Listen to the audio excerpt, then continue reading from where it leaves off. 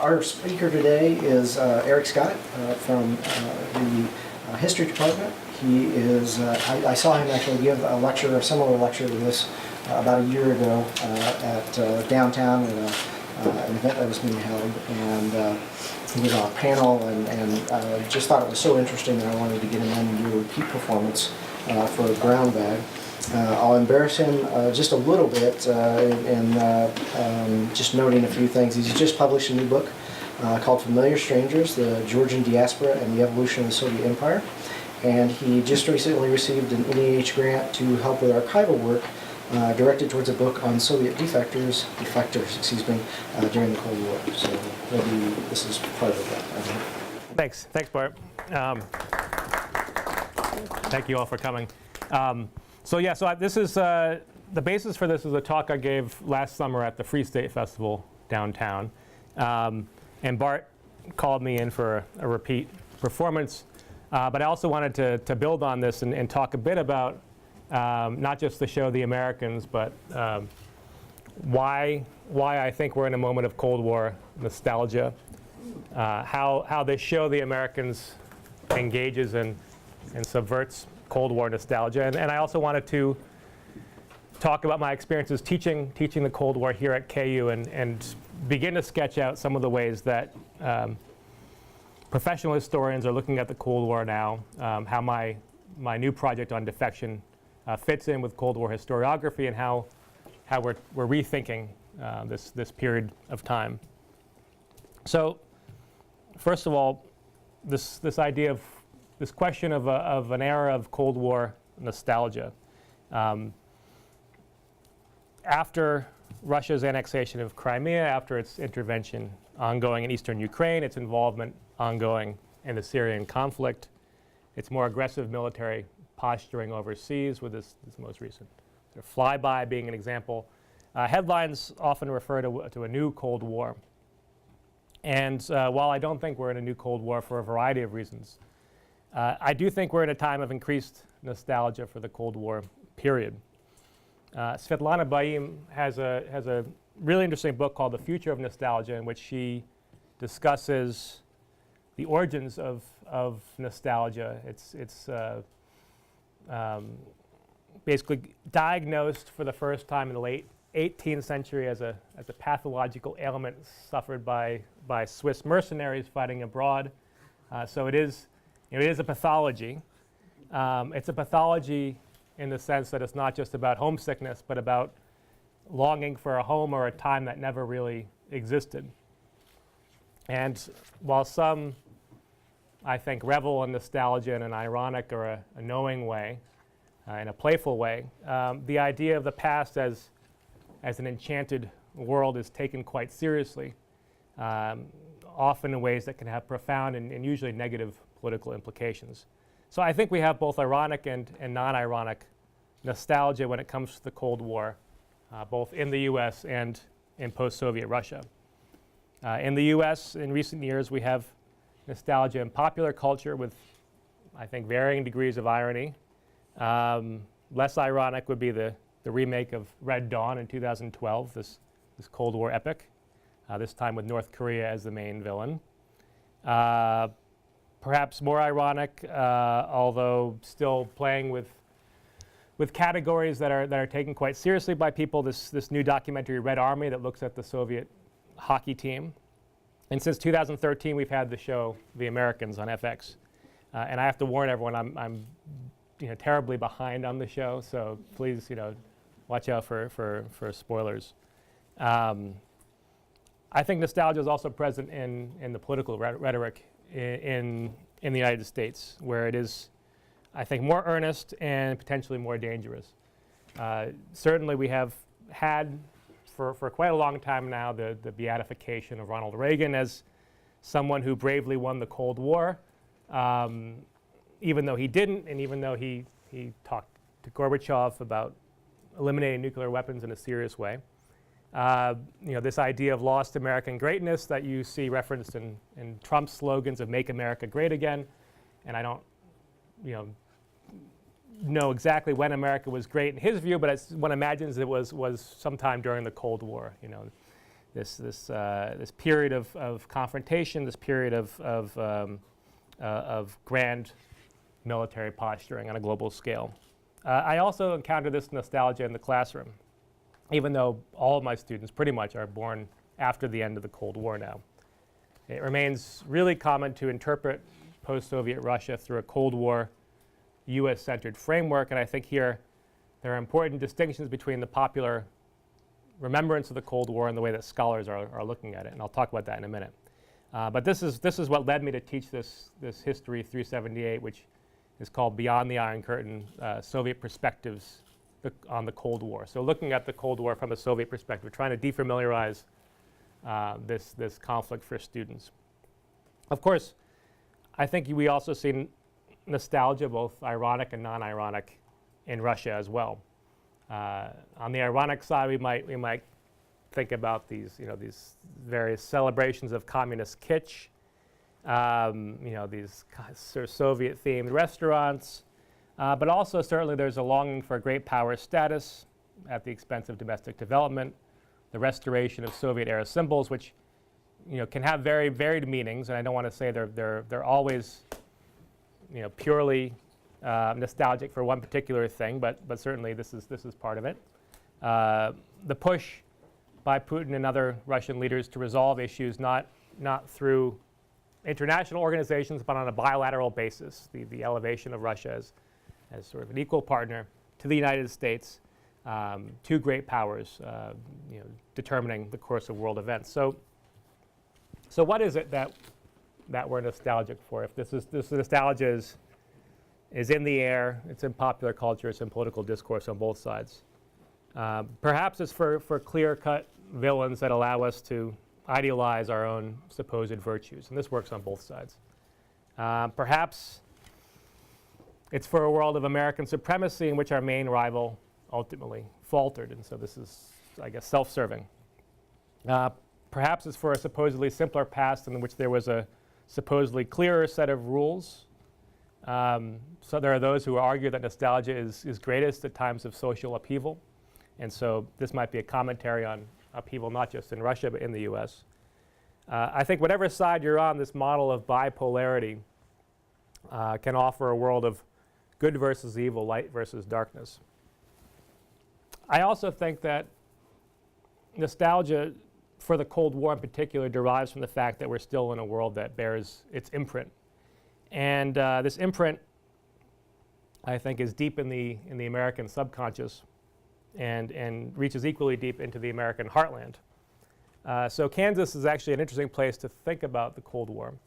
It was a place that was more profoundly transformed than other places. If you think about the expansion of military bases, the development of programs nearby at Leavenworth to study and understand the Soviet military, certainly the development of our own area studies centers. So its imprint is very much present here, and I think you see this also in the students that take my classes. Some of them are here today. I ask all of them to do oral history projects at the beginning of the semester to think about their own personal family connections with the Cold War. And for a group of students that are removed from the conflict in time and space, there are really some dramatic stories that have come to the fore. Students whose parents and grandparents worked at missile sites where literally their fingers were on the trigger. Parents and relatives who worked at Guantanamo. Parents and relatives who were involved in setting up and closing down military bases throughout Europe, as well as students from Latin America, from Mexico, from Brazil, from the Dominican Republic, who have a very different understanding of the Cold War, many times thinking of the Soviet Union, at least among their family members, as a model of development, an alternative model for their societies. So let's talk more about the show, The Americans. How many of you watched the show or have watched the show, out of curiosity? So like a minority of you. Is it, I don't think it's, I'm not going to get too much into plot points and specifics, but I do want to talk about whether this is a nostalgia piece or a more critical view of the time period. In some ways, it is pure nostalgia. I think you have 1980s hair, kind of 1980s clothes, although they're somewhat more restrained. They don't have shoulder pads and things like that. You have 1980s cars, television, music, and in fact, I think there's a particular 1980s Reagan years nostalgia that they're playing off of in this show.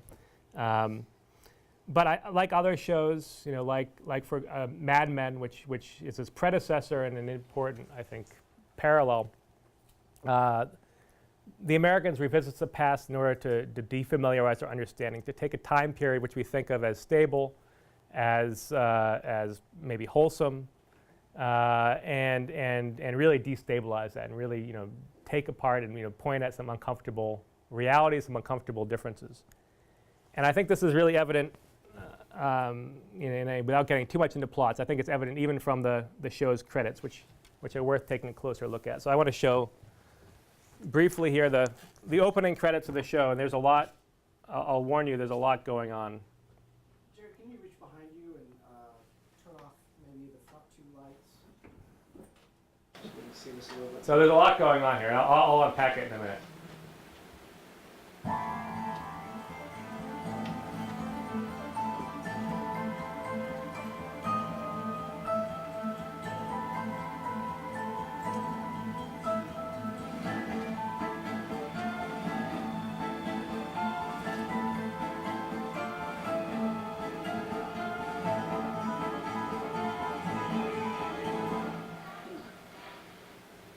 All right, so did you get all that?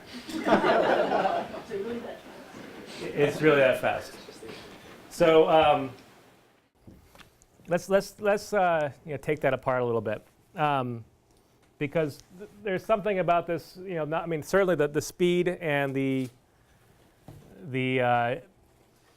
rate at which it all moves is, I think, playing with subliminal messaging. It's not quite subliminal, but you see it, and then before you have a chance to fully consciously process it, it moves on.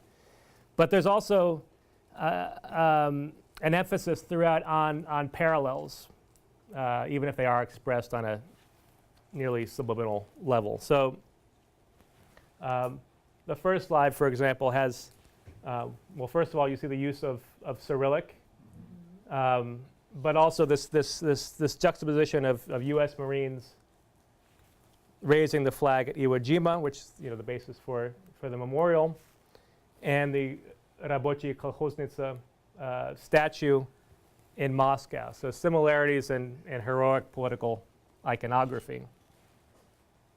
Also with this Nibaltai poster and this other image, I'm not sure where it's from, pointing to similarities in political propaganda, common climates of fear and paranoia. You also have this, the cosmonaut and astronaut, which are basically two words for the same thing. Again, showing parallels, showing setting up a show in which there are two sides that are actually very, very close when it comes down to it, rather than good versus evil, light versus dark. This is a sort of one shade of gray. Then you have this one, which takes a minute to process, but it is it's Santa Marx here. This black and white image of Marx sort of pasted over a child with Santa Claus. One of several that's playing on the visual world of childhood in an age of television. You have the use of Russian language, Люди and the people here, and again similar juxtapositions, and throughout this principle, I would say, of bipolarity but equivalence. So this is I think the setup for the show. This is maybe the way in which the show is rethinking the Cold War, and I don't think you can understand this without going back to perhaps the greatest Cold War popular culture product of of the 1980s, which is Rocky IV. And I want to show you how this particularly, I think, the text in which this is referring to is the text of 1980s Cold War drama. So let's look at the trailer for Rocky IV here.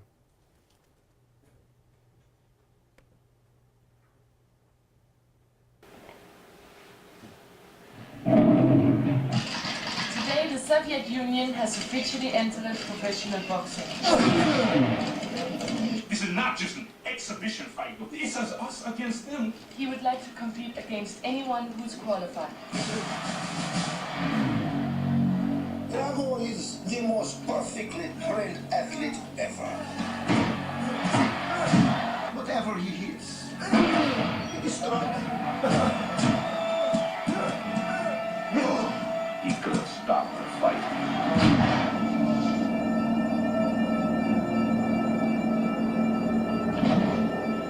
He could have saved his best friend's life. But now, the one thing he can't do is walk away. Has the fight date been set yet? December 25th. Where? It's in Russia. Are you nuts? When will you be going to Russia? I'm not going to Russia. I don't know what you're talking about. He's had one professional fight, and one man is dead. Baby, he's gonna have to kill me. Why can't you change your thinking? Because I'm a fighter. You can't win!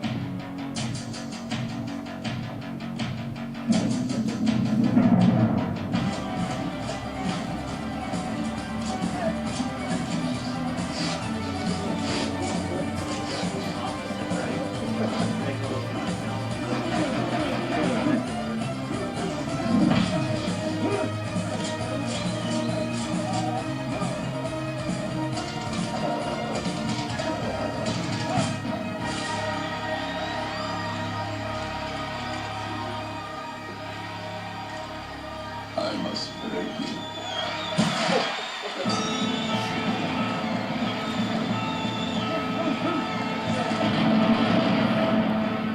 Rocky IV.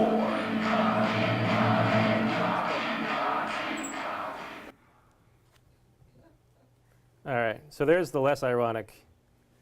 And you really, I think, the point of reference, when talking about, if the American sets up equivalence, Rocky IV is all about fundamental differences. You have this, this sequence, the training sequence in particular, it sets up, man versus machine, heart versus head. You have this individual character versus a team of scientists. And you have, you can see this. There's so many stark differences in, body type and size, and, hair color. Interestingly, I don't think there's a single Russian in the actual movie. They're all Germans and Danes.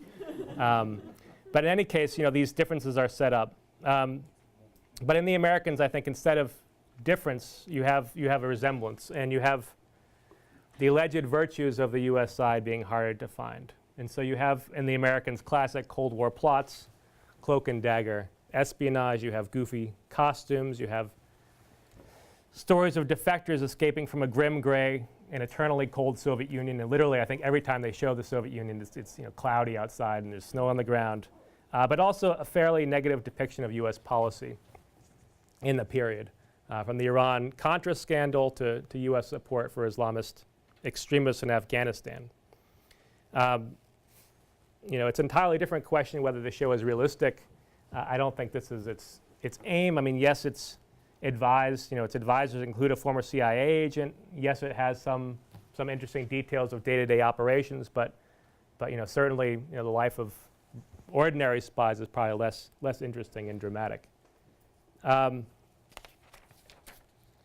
as I mentioned, the context for this show are not necessarily real accounts of spying or scholarly studies, but rather things like Rocky IV, as well as other television series about people living double lives in the suburbs, which seems to be the model for most television dramas in the past 15 years or so. Breaking Bad, Sopranos. It's a suburban setting, and there's a double life being led. The Americans also, when compared to Rocky IV, with its Danish and German leads, I think also reflects the post-Soviet influx of Russian language talent in Hollywood. So you have more native Russian speakers, you have more subtitles. There's a few interesting sections in which there's no subtitles at all, in which, one in particular in which Elizabeth learns about her mother's illness from a tape that she's given, and there's no translation provided. Just you can see her reaction. And so I think it's perhaps a more compelling show for this reason. Shows the mixture of motivations that would have led Soviet citizens to participate in spying, questions the motivations of American agents involved in spying, and paints a picture of a couple that's motivated not just by blind loyalty, but by ideological devotion to communism or opposition to U.S. racism and foreign policy, motivated by the legacy of World War II, the opportunity to travel abroad, and basic careerism. So the project of the show is to humanize the characters and make them compelling, and also make us root for them in different ways. So that's the show, and as I mentioned, is still quite far from how historians think about the Cold War. So I wanted to spend the last bit of my talk talking about how historians are looking at this period now, how they're re-examining it, and how I'm beginning to look at it in my own research. I think in some ways this drive to find commonalities underlies some scholarship on the Cold War. A lot of more recent works have really pointed to commonalities. So for example, Donald Raleigh's book Soviet Baby Boomers, which I use for class, is based on oral histories with a generation of Russian and post-Soviet students who were born after World War II, and it really sets up some interesting similarities in childhood, school years, university life, and professional life between Soviet baby boomers and the American ones. But there are, I think, important differences to the way a show like The Americans looks at the Cold War and the way historians look at it. I think most important of all is that while The Americans is still invested in bipolarity ultimately, and comparing two separate binary systems, if only to show similarities, I think historians are more and more interested in transnational connections that cut across these binary systems in interesting ways. So there have been studies of similarities in government policies, this focus on living standards after the war, social welfare programs after the war, common transnational popular cultural influences, jazz, rock, hippie subculture, similarities, and indeed, common, often consumer goods, fashion items, as well as people who moved in a variety of ways, both legally and illegally, across the Iron Curtain. In fact, a lot of the scholarship has really been about showing the Iron Curtain to be a lot more porous than we think of it as. In some ways, maybe this is going a bit too far. It's downplaying certain facts. For example, that goods ideas could move a lot more easily than people. We might overestimate, I think, its openness, and I think we still don't have a good understanding of how Cold War borders really operated and changed over time. But nevertheless, this is the general thrust of the historiography. That said, it's a really contentious field. There is a lack of consensus over when the Cold War started. There is a lack of consensus over who started it, though fortunately I think this question is less important than it was in the past, and the historians are less interested in assigning blame for what happened. There's also contention over when the Cold War ended. Did it end in '89 when Gorbachev and Reagan basically said it was over? Did it end with the collapse of the Communist Party in the Soviet Union? Did it end with the collapse of the Soviet Union?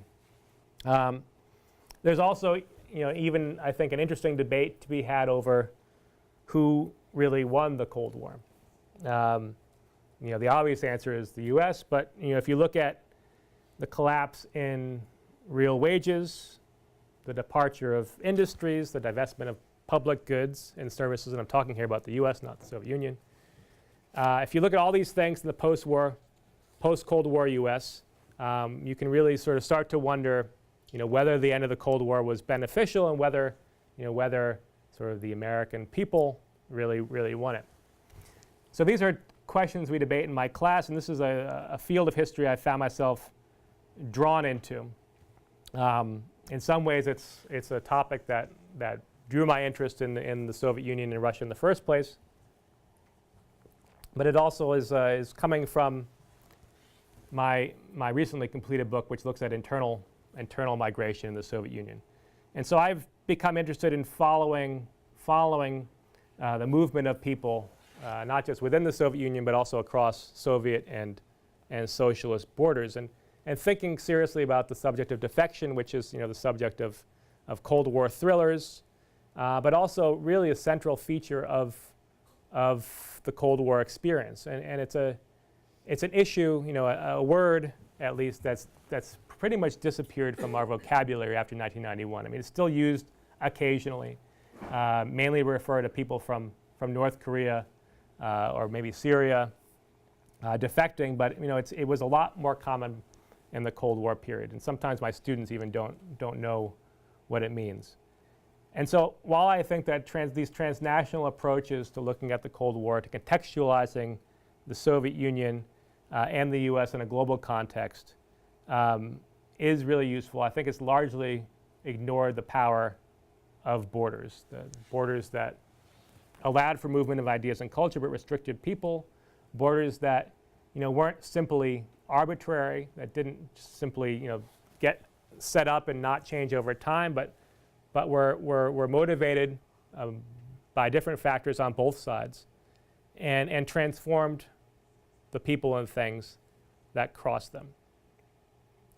So, one question I'm now thinking about is, was there something about socialist borders that tended to keep people in? I mean, certainly this is not all socialist countries. Yugoslavia was fairly easy to leave. Places like the Soviet Union were harder. But this was an important distinction. This was one of the most important distinctions that was set up in the post-World War II period, is that the capitalist states, the so-called free world, was characterized by the freedom of, not really the freedom of movement, right, because you weren't free to enter necessarily a capitalist country, but you could leave. Where you went was another question, but you could leave. Whereas socialist states tended to keep their people in. My initial research suggests actually that this was not necessarily a socialist feature, that there's a long history of states using borders to keep people in. You can find this in pre- and post-revolutionary France. You can find this in 19th century Britain, certainly 19th, 20th century Eastern Europe, Austria-Hungary, the Imperial Russia. So, one question is why these practices persisted and how they were transformed in the post-World War II period. One obvious thing is that they were enforced a lot more effectively. The border security was much more tightly controlled.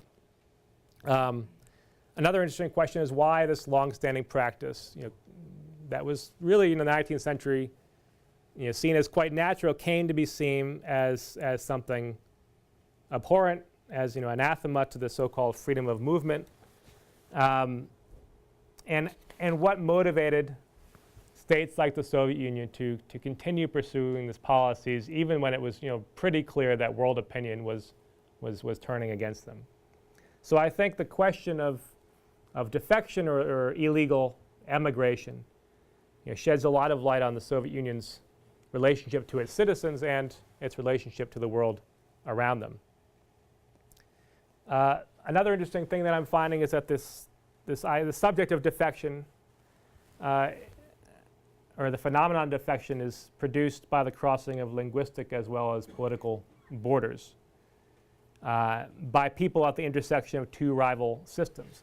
I don't really think that there's a good clear Russian translation for defection. I mean, certainly the Soviet state categorized people as border crossers, перебежчики, but there were also so-called non-returners, невозвращенцы. So there's already there a distinction between those who illegally leave and those who illegally do not return home, and both are called defectors in the U.S. context or the Western context. But it's important to think about the fact that the Soviet state may not have been viewing all these people in the same way, and the moment of their defection, of their switching to the other side, might have occurred at a different time.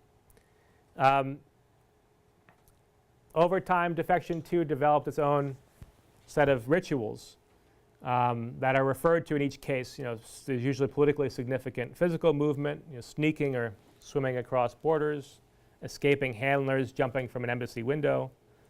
There are debates about jurisdiction and sovereignty. There are rival press conferences in Moscow and Washington. And there's a thriving subgenre of defector memoirs in which defectors develop self-mythologizing narratives of conversion and escape. And so while this is a sensational topic, I think defection can be used to really examine where national and ideological borders lay and how they were defined, disputed, and transgressed. And so my idea is to follow the winding journeys of defectors through border zones, through transit hubs, extraterritorial spaces, airspaces, international waters, places at the edge of state jurisdiction, and look at how people in these spaces were contested for and in some ways caught between two global empires, the US and the Soviet Union, both of which were projecting power far beyond their state borders and advancing claims on unauthorized border crossers. And there's, if you look at the period from 1945 to 1991, we can see, really groups that were at the intersection of these two powers. Displaced Soviet citizens in Europe after World War II. Soviet sailors, this is also the period of the rise of the Soviet merchant marine. So Soviet sailors who were, jumping ship, overstaying their time on shore. There's many interesting cases of Soviet hijackers. Soviet citizens seeking refuge in foreign embassies. All of these cases, I think, offer a granular perspective on how these states were operating in the Cold War and how people were navigating this Cold War terrain. And what I'm finding is that, in fact, despite the bipolar structure and narrative that is in many ways reinforced by defection, the Cold War was a place of less stable boundaries than we think. And so I suppose in that sense, my project is, like the Americans, ultimately about defamiliarization. It's interested in challenging and undermining this notion of bipolarity that underlies even this show, and I think informs most popular representations of the Cold War. So I will end things there and welcome any questions you might have.